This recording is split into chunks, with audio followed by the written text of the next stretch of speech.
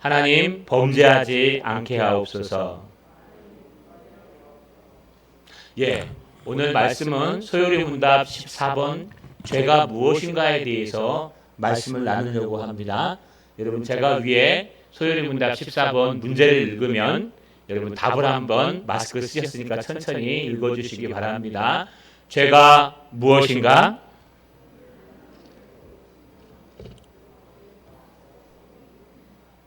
한 번 더요. 죄가 무엇인가? 죄는 하나님의 법을 순종함에 부족한 것이나 혹은 어기는 것이다. 여러분, 우리가 왜 예수를 믿고 왜 구원을 받아야 될까요?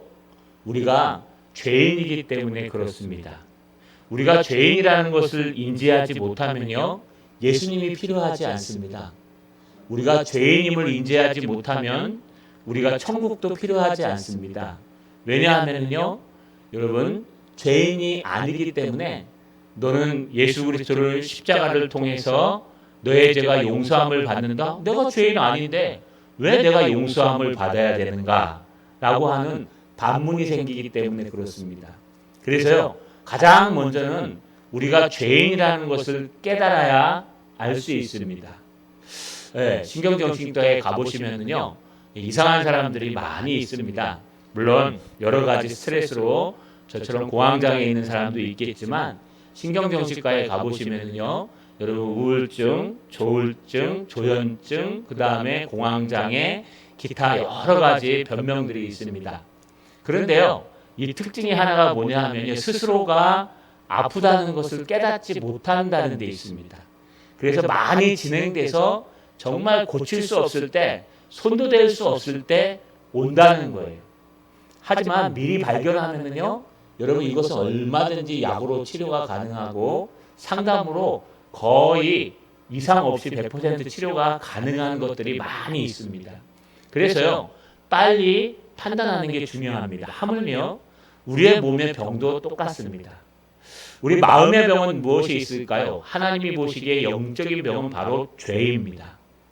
우리가 죄인이라는 것을 빨리 깨닫고 깊이 깨달을수록 예수 그리스도가 꼭 필요하고 주님의 십자가가 꼭 필요한데, 내가 무슨 범죄야? 나는 의로운 사람인데, 나는 남한테 해를 끼치지 않고 아무것도 안 했는데 나한테 죄인이라 그러고 부족하다 그러니까요, 화가 나고 또 순종하지 못하게 되는 겁니다. 자, 여러분 오늘 말씀을 통해서 죄가 무엇인지 또 그 죄가 어떤 영향을 가지고 있는지 깨달으시고, 그래서 왜 내가 예수가 필요한지에 대해서 아는 귀한 시간 되시기를 주님의 이름으로 소망합니다. 이 시간 한번 읽어볼까요? 넘겨주세요. 따라 읽습니다. 죄는 곧 법이다. 한 번 더요. 불자가 빠졌습니다. 죄는 곧 불법이다. 여러분, 오늘 요한일서 3장 4절에 뭐라고 되어 있냐 하면, 죄를 짓는 자마다 불법을 행하나니 죄는 불법이니라. 여러분, 죄는 무엇이냐? 죄는 불법입니다. 다시 말하면 죄는 법입니다. 여러분, 법이 뭘까요? 법이라는 것은요, 우리가 헌법, 그리고 판례, 민법, 상법, 또 형사소송법, 여러 가지 헌법 안에 법들이 있으시오. 여러분, 그런 법칙을 얘기하는 겁니다. 법을.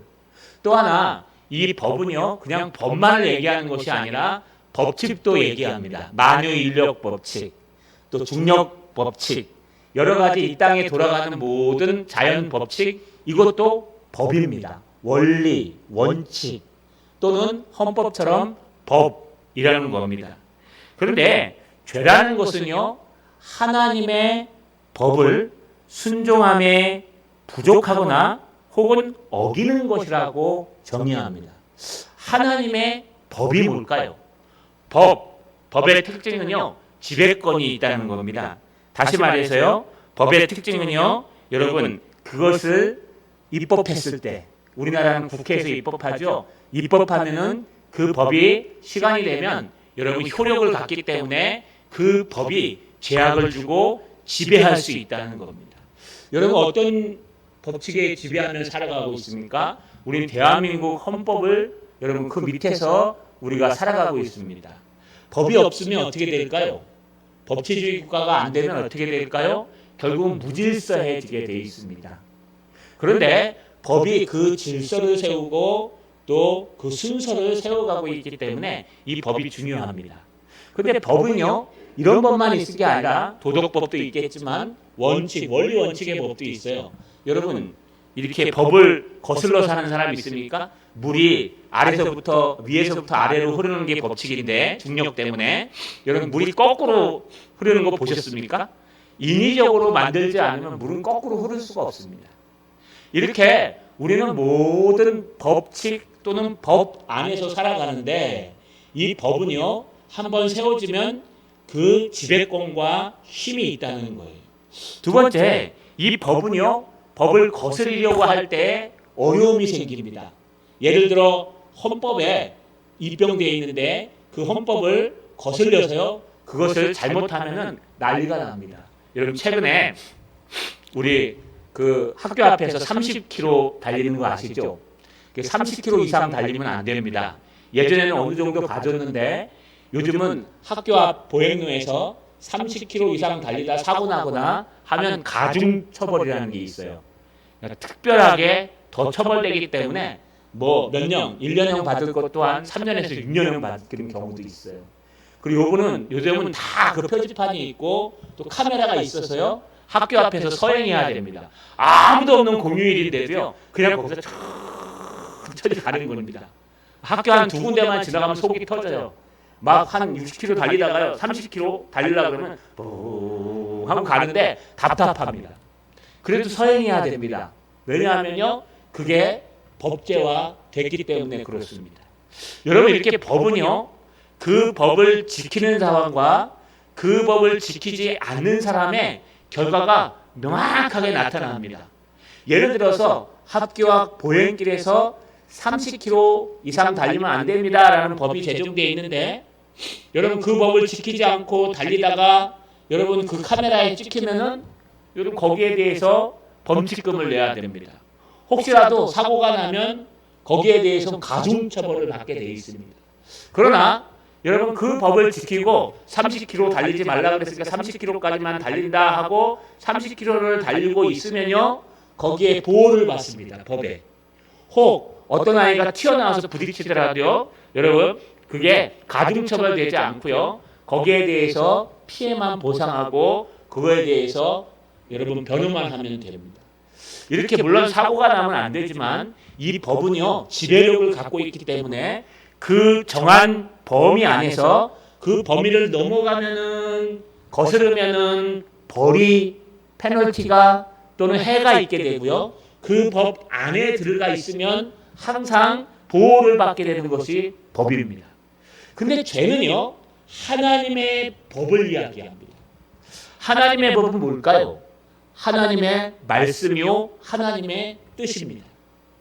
오늘날에는 특별은총 하나님의 음성을 우리는 하나님의 말씀으로 받기 때문에 곧 하나님의 말씀이 특별법이에요. 그렇다면 하나님의 법을 어기거나 부족함이라는 게 뭐겠습니까? 하나님의 법은 하나님의 말씀이요, 하나님의 뜻인데 하나님께서 이걸 하지 말고 이걸 하라고 말씀하셨는데 뭐까짓 거 괜찮지 하면서 한두 번 넘어갈 수 있어요. 그런데 우리는 CC 카메라가, 여러분 이 카메라가 딱 찍고 있기 때문에 이 피해가지 없지 않습니까? 피해갈 수가. 옛날 카메라 없을 때는 뭐 학교 앞에서도 60km씩 지나가도 누가 압니까? 사고 나기 전까지는, 이동식 카메라 두기까지는. 그런데 요즘은 CCTV가 다 달려있기 때문에요, 거기서 조금만 넘어가면 속도 제한이 다 걸려서 딱 찍혀갖고 범칙금이 나와요. 왜냐하면 눈동자처럼 지켜보고 있기 때문에. 요즘 사자성어로 눈동자처럼 지키시는 분 누군지 아십니까? CCTV. 사자성어예요. 여러분 그 정도로 CCTV가 지키고 있는데 하나님의 법은 누가 지킬까요? 우리의 중심까지 감찰하시는 하나님이 지키시는 거예요. 하나님의 말씀에 나 외에 다른 신을 섬기지 말라 그러면 우리 하나님은 그 중심까지 뚫어도 봐요. 중심까지 뚫고 보아서요, 그 중심이 어떤 상태에 있는지 쫙 보게 돼요. 보면서요, 네가 그 법을 어기느냐, 그 법을 어기지 않느냐, 그거에 대해서 얘기하는 거예요. 넌 하나님을 마음과 목숨과 뜻과 정성을 다하여 주 너의 하나님을 사랑하라 라고 얘기하면 마음과 뜻과 정성과 온 것을 다하여 내 전신, 전인을 다해, 전인격을 다해 사랑하라 그랬는데 여기 보니까 조금만 부족해도 다 사랑하지 못해도 여러분은 뭐예요? 범죄한 거예요. 왜요? 거기에 미치지 못하니까. 그러면 어떻게 될까요? 거기에 대한 페널티, 벌을 받아야 되는 거예요. 얼마나 무섭습니까? 하나님의 말씀을 모르면요, 여러분 우리가 범죄해놓고도 범죄하는지 모를 때가 있어요. 제가 교회법을 이렇게 최근에 보게 됩니다. 왜냐하면 일을 처리하려면 봐야 되기 때문에 이 교회법을 그 목사 안수 받을 때 헌법, 우리 대한예수교 장로회 합동 측 헌법이 있어요. 그 법을 갖다가 교회법을 쭉 봤어요. 공부하면서 이거 뭐하러 공부하나? 그냥 교회 정치하는 사람만 필요하지. 그리고 막 투덜거리면서 목사 안수 시험을 쳤어요. 그런데 막상 교회를 하고 노예를 하고 이 순서를 알아야 되니까요. 이 법을 모르면은 손해 보는 게 너무 많은 거예요. 근데 교회법만 그런 게 아니에요.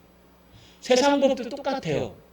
세상을 법을 아는 사람과 법을 모르는 사람은요, 하늘과 땅 차이입니다. 법을 아는 사람들은요, 이게 법이 어떻게 돼서 어떻게 풀릴 거고 어떻게 되니까 요건 양보해야 된다. 요 법은 어떻게 돼서 어떻게 되고 어떻게 되니까 요 법은 해야 된다. 여러분 이게 법을 조금만 알면은요, 엄청나게 우리에게 유익함을 줄 수가 있습니다. 왜냐하면 법은 곧 지배력이기 때문에, 효력이 있기 때문에 그 법을 아는 게 중요해요. 하나님도 똑같아요.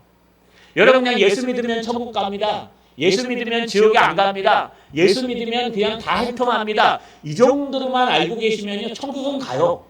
근데 뭐냐 하면은요, 우리가 알면서 누릴 수 있는 많은 것들을 모르고 그냥 지나간다는 거예요.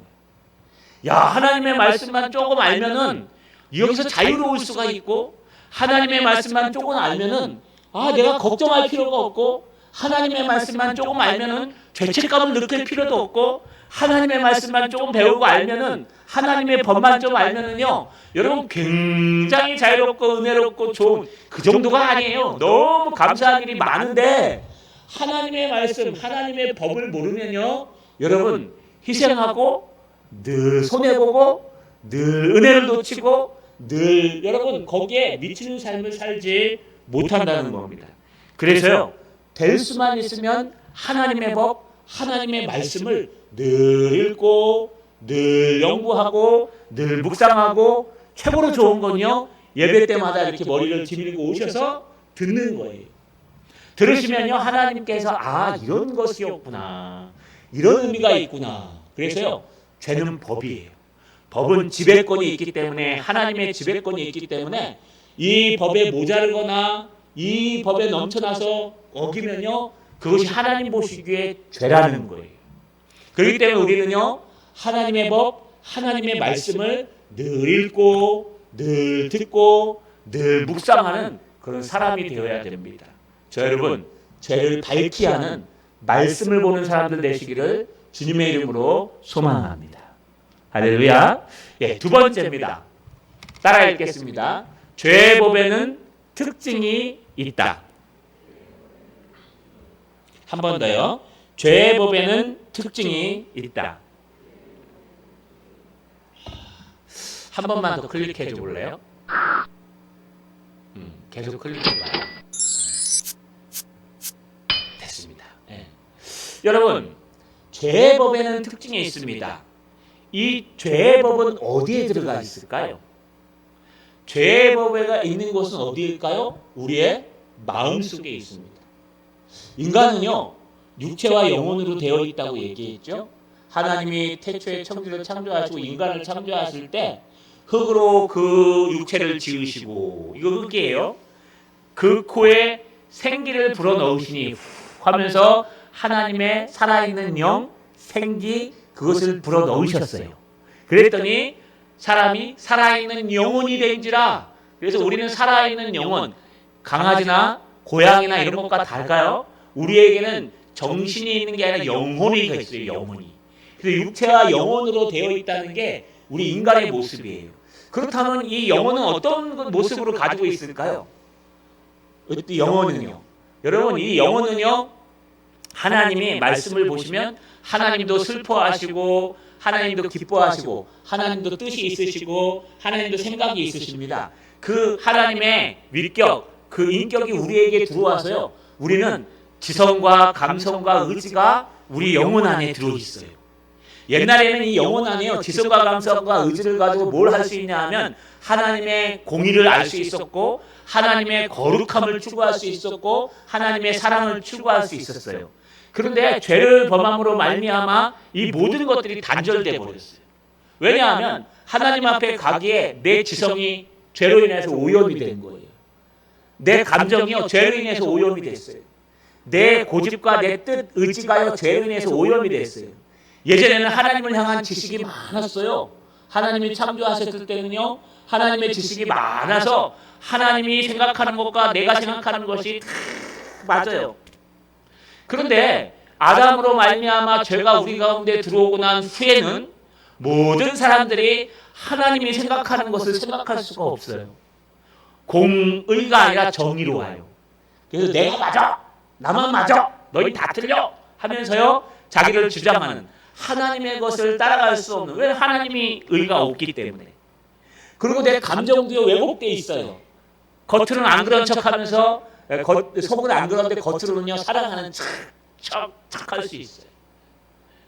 여러분 속으로는 안 그러면서 겉으로는 막 눈물 흘리는 척도 할 수 있어요. 우리 연기자들 아시지 않습니까? 잘 우는 사람들이 연기 잘하거든요. 그들이 감정 몰입을 해야 되는데 딱 1분 만에 울어요. 어떻게 우는지 압니까? 막 옛날 생각을 하는데 어려울 때 생각을. 지금 상황과 전혀 다른데 눈물만 흘리면 되니까. 우리의 감정이 얼마나 우리를 속일 수 있는지 여러분 눈물로도 사람을 속일 수 있어요. 우리의 말로도 사람을 속일 수 있어요. 우리의 행동으로도 속일 수 있어요. 여러분. 행동도요 하나님을 향한 행동이 아니라 나 자신의 영광을 위해서 내 욕심을 위해서 막 열심히 하면서 사실은 하나님의 영광을 위해서 열심히 했다라고 말할 수 있어요. 이게 왜 그럴까? 예전에는 그러지 않았어요.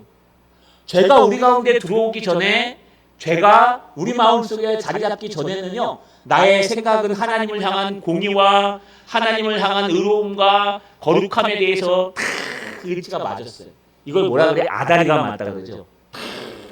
나의 감정은요 하나님을 사랑하는 감정과 형제를 사랑하는 감정이 왜곡되지 않았어요. 그냥 슬픔은 슬픈 대로 기쁨은 기쁜 대로 솔직하고 정직하게 울고 웃고 같이 떠들어서 화내고. 여러분 나의 의지는요 하나님의 말씀에 따라서 살았어요. 그래서 죄법의 특징은 뭐냐 하면 우리 마음속에 내재되어 있다는 거예요. 겉으로 나타나는 게 아니고 우리 마음속에 내재되어 존재한다는 거예요. 죄라는 것이 여기나 여기 달려있으면 금방 알겠죠. 혹처럼 이렇게 혹이 생겨갖고 죄가 점점 커져갖고 혹부리 영감이 딱 되면 거봐라 너 죄졌지? 회개해! 그러면 되는데 거기 아니고 안으로 생겨요. 우리 마음속에 죄가 생겨요. 자리를 잡아요. 그래서 우리 지성의 자리를 잡아갖고요. 세상을 삐딱하게 바라보고 신앙을 삐딱하게 바라보는 그런 지식들을 갖게 돼요. 요즘 가짜뉴스가 많이 있습니다. 뭐 정치적인 거 말고요. 신앙에도요. 신앙에도 가짜 신앙들이 가짜 컬럼들도 많고요. 제가 막 읽으면 우라통이 터질 때가 있어요. 물론 그 사람의 생각이겠지만 우리는 우리 생각을 얘기하는 게 아니라 우리는 하나님의 말씀을 근거로 해서 얘기하는 거예요. 컬럼을 하나 쓰더라도 하나님의 말씀을 근거로 해서 거기에 맞게 써야 되는데 지 생각을 써요. 지 생각을. 이건 이래야 된다 저래야 된다. 어느 구절에서 그런데 갖다 들이대면 없어요. 자기는 그냥 그렇게 배워왔대. 자기 느낌으로. 그게 하나님의 음성이에요. 자기 생각이지. 여러분 요즘 글을 하나 읽더라도 책을 하나 읽더라도 유튜브를 하나 보더라도요. 될 수만 있으면은 여러분 하나님의 말씀에. 그래서 우리가 책을 살 때 가장 보는 건 출판사도 봐요. 어떤 출판사에서 출판했느냐. 그리고 또 하나 보는 게 저자를 봐요.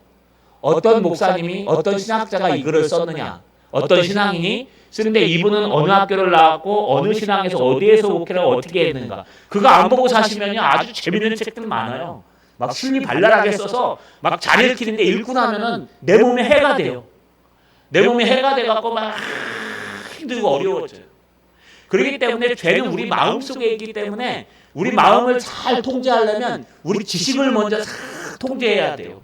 가장 좋은 건 하나님의 말씀, 가장 좋은 건 바른 목사님, 가장 좋은 건 바른 신학자들이 쓴 글들을 읽어야 됩니다.